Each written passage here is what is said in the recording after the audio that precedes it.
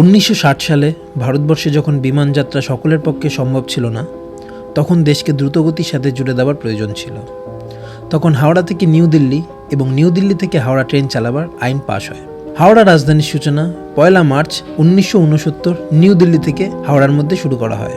প্রথম দিকে ট্রেনে WMD-4 ডিজেল ইঞ্জিন লাগানো হতো, যার সর্বাধিক গতিবেগ ছিল 120 কিমি প্রতি ঘন্টা, যেটা সেই সময় ভারতবর্ষের সবচেয়ে গতিসম্পন্ন মনে করা হতো। ট্রেন নতুন দিল্লি থেকে হাওড়ার জন্য সোমবার এবং শুক্রবার চলত।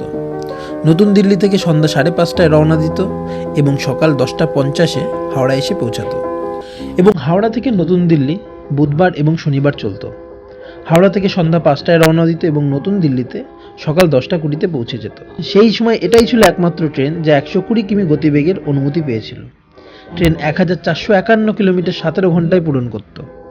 সেখানে একটা এসি ফার্স্ট ক্লাস, একটা প্যান্ট্রি কার, একটা লাউঞ্জ, 4টে এসি চেয়ার কার আর 2টো জেনারেটর কার ছিল। ট্রেনের ফার্স্ট ক্লাস এসির ভাড়া হাওড়া থেকে নতুন দিল্লি অবধি 280 টাকা ধার্য ছিল, যা আজকের দিনে 10,000 টাকার সমান। ট্রেন গয়া, মুঘলসরাই, কানপুর সেন্ট্রালের রাস্তায় হাওড়া থেকে নতুন দিল্লিতে যাত্রা করত। ট্রেনের এসি ফার্স্ট ক্লাসে 3টে কেবিন থাকতো, যাতে 4টে বার্থ থাকতো, 3টে কুপে, প্রতিটা কুপেতে 2টো করে বার্থ থাকতো। জানলাগুলো অনেকটা চওড়া ছিল, ভিতর থেকে দরজা বন্ধ করার ব্যবস্থা থাকতো আর পর্দা দেওয়ারও ব্যবস্থা ছিল। রাতে বই পড়ার জন্য রিডিং ল্যাম্পও দেওয়া ছিল। ট্রেন জুড়ে কার্পেট বিছানো ছিল আর অ্যাটেন্ডেন্টকে কল করার জন্য প্রতিটা রুমে কলিং বেল থাকতো। সময়ের সাথে সাথে 1971 সালে এই ট্রেনের গতিবেগ বাড়িয়ে 130 কিমি করে দেওয়া হয়, যার ফলে যাত্রার সময় 25 মিনিট কমে যায়। ট্রেন হাওড়া থেকে 4:55 চলতে শুরু করত আর দিল্লিতে সকাল 10টায় পৌঁছাতো।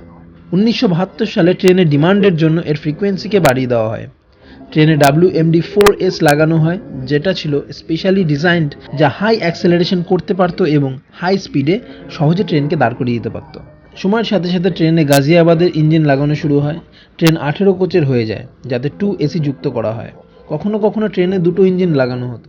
ট্রেন যখন পাটনার রাস্তায় যেত, তখন ট্রেনে WDM-2AB মুঘলসরাই থেকে হাওড়া অবধি দেখা যেত।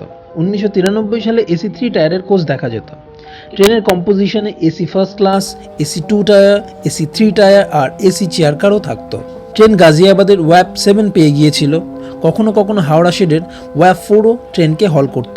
হাওড়া নিউ দিল্লি রুটটাকে খুবই গুরুত্ব দেওয়া হতো। বলা হয় রাজধানী আসার আগে একটা সিঙ্গেল ডিজেল ইঞ্জিনকে এই ট্র্যাকে ফুল স্পিডে দৌড় করানো হতো, যাতে বোঝা যায় রাস্তায় কোনো সমস্যা আছে কিনা। যাত্রীদের নিরাপত্তার কথা ভীষণভাবে ভাবা হতো। ট্রেনের হাই স্পিডের জন্য 2-3টে রেল স্টেশন অবধি রেলওয়ে ক্রসিং বন্ধ করে রাখা হতো। চলুন তাহলে আজকের রাজধানী নিয়ে কথা বলা যাক। হাওড়া রাজধানী ভায়া গয়া ট্রেন নাম্বার 12301 সপ্তাহে 6 দিন চলে, রবিবার বাদ দিয়ে। ট্রেনটি 1451 কিলোমিটার দূরত্ব 17 ঘন্টা 5 মিনিটে অতিক্রম করে, যার মাঝখানে 6টা স্টেশনে দাঁড়ায়। হাওড়া থেকে 4:55 ছেড়ে ধানবাদে গিয়ে পৌঁছায় রাত্রি 8টায়, পারসনাথে 8:40-এ, গয়াতে 10:39, মুঘলসরাইতে 12:45, এলাহাবাদে 2:46, কানপুর সেন্ট্রালে 4:53 আর অবশেষে সকাল 10টায় নিউ দিল্লিতে গিয়ে পৌঁছাতো। সপ্তাহে একদিন ট্রেন ভায়া পাটনা হয়ে চলে, তখন ট্রেনের নাম্বার 12305 হয় আর এটা 1530 কিলোমিটার দূরত্ব অতিক্রম করে 19 ঘন্টা 55 মিনিটে। ট্রেনটি হাওড়া থেকে দুপুর 2টায় ছাড়ে। ট্রেনটাতে 10টা 3 এসি কোচ আছে, একটা প্যান্ট্রি কার, 2টো ফার্স্ট ক্লাস এসি কোচ, 5টা 2 এসি থাকার সাথে সাথে 2টো জেনারেটর কার রয়েছে। ট্রেনটা সম্পূর্ণরূপে LHB কোচ। তো বন্ধুরা, ভিডিওটা যদি তোমাদের ভালো লেগে থাকে তাহলে অবশ্যই লাইক করো, শেয়ার করো, আর যারা নতুন তারা সাবস্ক্রাইব করো, পাশে যে বেল আইকনটা আছে ওটা ক্লিক করো। Keep loving, keep supporting.